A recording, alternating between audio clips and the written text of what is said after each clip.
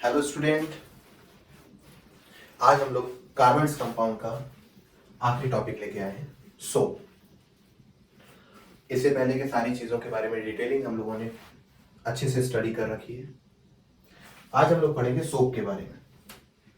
तो मैं हूं आपका सैयद टीचर, सैयद सर, और आपका वेलकम है हमारे चैनल पे। नोट्स निकाल लीजिए, अच्छे से पढ़िए और अच्छे से लिखिए, क्योंकि ये इंपॉर्टेंट टॉपिक है। छोटी छोटी बातें हैं, बड़ी इंपॉर्टेंट है और काफी ज्यादा इजी है। तो शुरू करते हैं सोप के बारे में। सोप क्या होता है? सोप एक सोडियम सॉल्ट है या पोटेशियम सॉल्ट है जिसके साथ कार्बन की लंबी सी चेन लगी हुई है। यानी कह सकते हैं सोप इज द सोडियम और potassium salt of long form of a carbon chain, जिनकी प्रॉपर्टी होती है गंदगी को साफ करना, डर्ट को साफ करना। यहाँ पे डर्ट और गंदगी से मतलब है डस्ट से और ऑयल या ग्रीस से। तो ये सारी चीजें क्या करते हैं, सोप क्या करता है, उसे साफ करता है। ऊपर जो स्ट्रक्चर दिखा हुआ आपको दिख रहा है जिगजैग वे में, इस तरीके से COONA के फॉर्म में, ये मॉलिक्यूल्स ऑफ सोप है। ये कुछ इस तरीके से बना हुआ है, जिसमें ये जो कॉर्नर है, ये कॉर्नर CC को इंडिकेट करता है और इनकी वैलेंसी कंप्लीट करने के लिए इनके पास इनके हाइड्रोजन लगे हैं। ये long form of carbon chain है, बहुत सारा इसमें कार्बन और हाइड्रोजन का फॉर्म बना हुआ है। इसके दो पार्ट होते हैं, हमने यहां से डिवाइड कर रखा है। इस पार्ट को, राइट साइड वाले पार्ट को हम लोग क्या नाम देते हैं, आयनिक पार्ट, और इधर लेफ्ट साइड वाले हिस्से को, जो कि कार्बन की लॉन्ग चेन है, उसे बोला जाता है मॉलिक्यूलर पार्ट। आयनिक पार्ट जो होता है वो वाटर में सॉल्युबल होने के लिए बहुत तेजी से एक्टिव रहता है, यानी इसे कहा जाता है हाइड्रोफिलिक पार्ट। हाइड्रोफिलिक पार्ट मतलब attach with water, attach with water, water के साथ चिपक जाना, यानी ये वाटर से बहुत ज्यादा लगाव रखते हैं, चिपकते हैं उनसे। इधर आते हैं तो इसे बोलते हैं मॉलिक्यूलर पार्ट, और ये जो मॉलिक्यूलर पार्ट होता है ये ऑयल से सॉल्युबल होता है। डस्ट, ऑयल जो होते हैं उनके साथ ये सॉल्युबल होता है, इसलिए इनको बोला जाता है हाइड्रोफोबिक। फोबिक मतलब होता है चिढ़ना, जलन खाना, हाइड्रोफोबिक। अब इस हाइड्रोफोबिक में मतलब क्या हुआ, ये अवे फ्रॉम वाटर होगा, यानी वाटर से दूर भागेगा। गेट अवे फ्रॉम या गो अवे फ्रॉम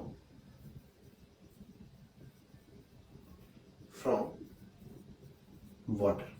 वाटर से ये पार्ट क्या करेगा, बहुत दूर भागेगा, क्योंकि इसे वाटर से क्या होती है, एलर्जी होती है, इसलिए इसका नाम ही पड़ा गया फोबिया। एक वो बीमारी होती है ना, फोबिया, वहां से इसको उठाएगा हाइड्रोफोबिक, यानी पानी से एलर्जी। यहाँ पर अट्रैक्ट विद वाटर, छोटे बच्चों की तरह पानी में जाके झम से गिर जाना और उसी में पड़े रहना, ये होता है हमारा आयनिक पार्ट। अब अगर हम सोप को बनाएं, सोप का प्रिपरेशन करें, तो सोप के प्रिपरेशन का रिएक्शन है, आपको एक एस्टर लेना है, फैट या ऑयल ले लेना है, और उसमें एल्कली ले लेना है। वाटर सॉल्युबल बेस होता है एल्कली, आप यहां पर इस्तेमाल करेंगे NaOH के साथ। आपको क्या करना है, इसके साथ इसको हीट कर देना है, गर्म कर देना है। जब ये हीट होगा तो ये इसके अंदर से सोप मॉलिक्यूल्स बनेंगे और ग्लाइसरॉल नाम का एक प्रोडक्ट बनेगा। ग्लाइसरॉल एक्चुअली होता है आपका अल्कोहल, और इस तरीके से हम क्या कर पाते हैं, सोप मॉलिक्यूल्स को प्रिपेयर कर पाते हैं। ठीक है, फट से इसको नोट कर लीजिए। बेसिक नॉलेज थी, बेसिक इंफॉर्मेशन थी, जरूरी होता है इसको जानना ताकि हम आगे फर्दर स्टडी को कंटिन्यू कर सकते हैं। फट से इसको नोट कर लीजिए, बहुत बढ़िया से। हो गया, चलिए बिठाते हैं। अब अगली हेडिंग लगा लीजिएगा, हाउ सोप वर्क।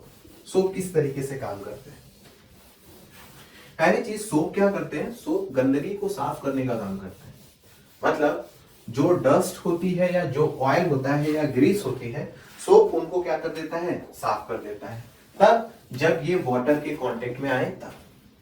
तो हम एक एग्जांपल लेते हैं, चलिए एक टैब ले लेते हैं और इस टब में हम लोग क्या कर लेते हैं, वाटर फिलअप कर लेते हैं इस तरीके से। ये हमारा वाटर फिलअप हो गया। इसमें कोई एक हम क्लॉथ ले लेते हैं इस तरीके से, एक क्लॉथ ले लेते हैं, छोटा सा रुमाल है कि, और उसके ऊपर हम क्या कर लेते हैं, थोड़ा सा कचरा वचरा गिरा लेते हैं, जैसे ऑयल हो गया या ग्रेस हो गया।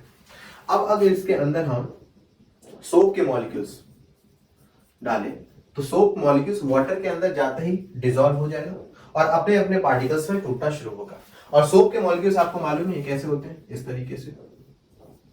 तो जैसे ही वाटर के अंदर आएगा, सोप के मॉलिक्यूल्स फटाफट इसके साथ क्या होने लगे, ट्रैप होना शुरू हो जाएंगे फटाफट इस तरीके से, एक स्ट्रक्चर फॉर्म करेंगे स्प्रिंग की तरह, ऐसा जैसे एटम बम जाके चिपक गया, और इनके ऊपर ऐसे गोला बन जाएगा। यह है आपका आयनिक पार्ट, और मॉलिक्यूलर पार्ट गंदगी से जाके चिपक जाएगा। देखने पे ये स्पैरिकल बॉल जैसे लग रहे हैं। जब सोप मॉलिक्यूल्स को जब हम पानी के अंदर डालते हैं और गंदगी उसके अंदर होती है कपड़े में, तो सोप मॉलिक्यूल्स के जो मॉलिक्यूलर पार्ट होते हैं वो फटाफट इस तरीके से उसको पकड़ लेते हैं, गंदगी को जाके पकड़ लेते हैं, जिसमें स्प्रिंग लाइक स्ट्रक्चर जो होता है वो गंदगी के साथ चिपक जाता है, और ये जो बॉल लाइक स्ट्रक्चर है, हेड लाइक स्ट्रक्चर, वो जाके पानी से चिपक जाता है, और ये स्फेरिकल शेप बनाते हैं इस तरीके से। और इस स्फेरिकल शेप को हम लोग बोलते हैं मिसेल फॉर्मेशन। क्या नाम बोलते हैं, मिसेल फॉर्मेशन। अब मिसेल फॉर्मेशन क्या है, a spherical arrangement of soap molecules are said as micelle formation। Clear. अब इसमें क्या होता है, इसे हम मूव कराते हैं, कपड़े को अच्छे से इसे बढ़िया से रगड़ते हैं, तो ऐसी सूरत में वाटर के मॉलिक्यूल्स मूव करते हैं, और जैसे ही मूव करते हैं ये हिस्सा सारे के सारे पार्ट टूट जाते हैं, और टूट के पूरे वाटर में हर जगह बिखर जाते हैं, जिससे वाटर क्या हो जाता है, डर्टी हो जाता है। जैसे ही पानी डर्टी हुआ, हमने बोला भैया पानी गंदा हो गया, कपड़ा हो गया साफ, तो ये प्रोसेस है हमारा कपड़े को साफ करने के लिए, ठीक। लेकिन हर जगह पे ऐसा काम नहीं होता। अब डिपेंड करता है किसी चीज पे, वो चीज है क्या, वाटर, या क्वालिटी ऑफ वाटर, या बोल सकते हैं nature of water, nature of water. अगर वाटर सॉल्टी है तब थोड़ा सा प्रोसेस लेंथी चला जाएगा। सॉल्टी मतलब एक वाटर होता है जिसे हम खारा पानी बोलते हैं, उस पानी में क्या होता है, मैग्नीशियम के आयन और कैल्शियम के आयन कुछ ज्यादा होते हैं। जब हम मैग्नीशियम आयंस और कैल्शियम आयंस के अमाउंट ज्यादा वाले वाटर को यूज करेंगे और सोप का उसके अंदर इस्तेमाल करते हैं, तब ऐसी सूरत में सोप मिसेल फॉर्मेशन नहीं करता और कपड़ा जल्दी साफ नहीं होता।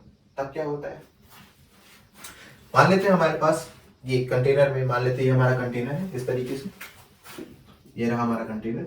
हमने क्या कर दिया, हमने एक कपड़ा, गंदा कपड़ा इसके अंदर ऐसे डाल दिया, और वो पानी जो था वो मैग्नीशियम आयंस और कैल्शियम आयंस से भरा पड़ा था, यानी सॉल्टी वाटर था। तो जब हम कपड़े अंदर डाल के उसको रगड़ेंगे तो वो झाग नहीं बनाएगा, गाज नहीं बनाएगा, कपड़े को साफ नहीं करेगा, वो फॉर्म कराएगा हमारा स्कम फॉर्मेशन।